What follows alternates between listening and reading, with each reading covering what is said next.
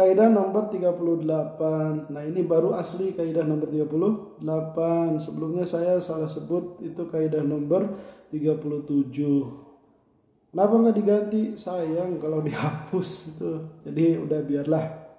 Nah, kurang lebihnya kan kemarin itu diceritakan tentang persoalan keberhakan ya. Keberhakan manjilah antara mutaqaddimin dan mutaakhirin. Yang mereka memiliki kespesialan atau majiahnya masing-masing. Akan tetapi bagaimana nih di sini sikap para junior terhadap para senior, meskipun ya secara keilmuan mungkin mereka para mutaakhirin ini lebih komprehensif. Apakah dengan demikian mereka bisa seenaknya bersikap tidak sopan terhadap para senior? Nah, musonif kurang lebihnya di sini akan menjelaskan tentang etikanya mutaakhirin kepada mutaqaddimin. Langsung saja, qala mu'allifu rahimahullah ta'ala wa nafa'ana bi ulumi amin ya Allah ya rabbal alamin. Al ulama musaddaquna fi ma yanquluna li annahu mawqulun li amanatihim. Para ulama mereka itu dibenarkan dari apa yang mereka transmisikan, yang mereka riwayatkan. Kenapa demikian? Ya karena para ulama itu maukulun li amanatihim. Karena apa yang ditransmisikan, yang diriwayatkan oleh mereka, yaitu diwakilkan atau dipercayakan kepada keamanahannya mereka. Nah, ini seperti halnya di dalam ilmu hadis, bahwasannya para pembawa berita ini mereka kan udah bebas dari kritik rawi ya. Mereka adalah orang-orang yang kredibilitas, yang memiliki adalah. Oleh karenanya riwayat mereka dari anunya mereka itu diterima kurang lebihnya. Kenapa diterima? Ya karena menyampaikan itu merupakan bagian daripada amanah yang apabila mereka menyembunyikan justru ini sesuatu yang mustahil bagi mereka pembawa ilmu. Artinya gini, riwayat apapun ketika satu ulama yang ulamanya populer, udah jelas keilmuannya dan yang lainnya, apapun yang diriwayatkan ya diterima. Kenapa demikian? Karena umat Islam kan memiliki keistimewaan di dalam bab transmisi, di mana untuk menerima sebuah berita muncullah sebuah ilmu di mana beritanya sebelum dikomentari, yang dikomentari adalah orang-orang yang membawanya. Yang di sana muncullah ilmu yang disebut jarh wa ta'dil. Dari siapa berita ini datang gitu. Jangan-jangan dari orang yang tidak dipercaya, otomatis ini tidak diterima. Nah, yang kita sebutkan di sini adalah para ulama yang mana mereka itu menyambung estafet keilmuan kepada mutaakhirinnya gitu. Nah, di sini ya ketika sampai kepada kita ya kita menerimanya, membenarkannya bahwasanya ini diriwayatkan dari anu. Lalu bagaimana tentang kandungannya? Nah, ini sebagaimana ilmu hadis juga untuk memeriksa sanad itu ada ilmu riwayatnya. Nah, untuk meneliti kandungannya itu ada ilmu diroyah. Nah, begitu juga dengan perkataan yang diterima daripada ulama-ulama mutaqaddimin. Itu apa? Mabhusun ma'ahum bima yaquluna li'annahu natijatu ukulihim. Dan pembahasan tetap beserta mereka dari apa yang mereka katakan. Alasannya kenapa? Karena apa yang mereka katakan adalah hasil kesimpulan akal mereka. Berarti di sini untuk masalah kandungan ini tidak taklid mutlak, akan tetapi diteliti kembali. Ini sesuai dengan rumusan-rumusan ilmu yang mapan gitu. Karena ada kemungkinan salah. Ya ketika salah di sini apa hasil kesimpulannya ya dilengkapi oleh mutaakhirin. Kalau misalnya tidak bisa dilengkapi ya intinya perkataan mutaqaddimin bisa jadi benar dengan situasi kondisi yang para mutaakhirin tidak memahami bagaimana pada saat itu. Akan tetapi pendapatnya itu jika tidak salah pasit gitu kan ya tidak dipakai lagi gitu. Adapun kalau misalnya salah ya namanya juga manusia, makhluk khata'an nisyan. Oleh karena itu di sini musannif mengatakan wal ismatu ghairu tsabitatin lahum. Karena apa? Karena isma sifat terbebas dari kesalahan dan dosa itu tidak tetap lahum pada mereka. Maka di sini para mutaakhirin pala jimat tabassuru talaban lil haqqi wa tahqiq, maka niscayalah melek menggunakan ilmu pengetahuan untuk mencari kebenaran dan penelitian. La tiradan, bukan mengkritik alal qail, pada si pengucap terhadap people-nya, wan nakil, dan pada si transmitornya, pengutipnya gitu. Nah, di sini kita memahami ya bahwasanya yang namanya kritik itu pada ide, pada gagasan, pada isi pikiran, bukan pada people-nya.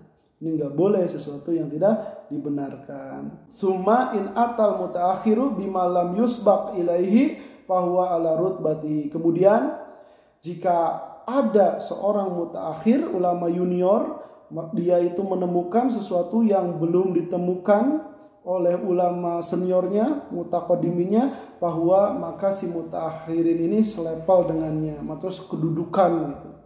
Jadi dia punya martabatnya tersendiri di sini. Ya mungkin banyak sekali ilmu-ilmu yang belum ditemukan sebelumnya lalu ditemukan oleh ulama-ulama belakangan. Nah, maka di dalam disiplin ilmu tertentu orang tersebut yaitu ada di dalam manjilahnya atau di dalam martabatnya yang bisa jadi setara dengan ulama sebelumnya. Tetapi di sini bukan berarti si mutaakhirin ini sewenang-wenang. Sehingga musannif di sini mengatakan wala yaljamuhul qadhu fil mutaqaddimi wala isaatul adabi ma'ahu. Maka tidak meniscayakan pada si mutaakhir ini mencederai pada seniornya, tidak juga beradab yang buruk beserta mereka. Atau misalnya di sini bukan penemuan ya, semisal apa tadi kan apa yang dibawa oleh senior kita berupa pandangan-pandangan, ide, terus si mutaakhirin ini menemukan kesalahan. Nah, berarti setara kan di sini si mutaakhirin. Tetapi ketika si mutaakhirin menemukan kesalahan dari si seniornya ini, apakah ini berarti dia itu mencederai, mencemooh? Tidak demikian. Kenapa demikian? Li'anna masabata min adalatil mutaqaddim qadin biruju'ihi lil haqi inda bayanihi lau sami'ahu. Karena apa yang tetap dari keadalahannya para senior itu memutuskan atau menentukan bahwasanya para senior, para mutaqaddimin akan kembali kepada kebenaran saat mendapatkan penjelasannya, saat ia mendengarnya. Artinya gini, kalau misalnya si mutaakhirin yang menemukan kesalahan dari pendapat seniornya itu, jikalau bertemu, andai kata gitu diandaikan mereka itu berjumpa, lalu si mutaakhirin ini menjelaskan letak kesalahannya di mana. Nah, di sini para senior akan menerima kebenaran itu meskipun dari anak kecil sekali gitu. Nah, ini adalah sesuatu keadalahan yang mungkin belum tentu bisa dicontoh oleh para mutaakhirin.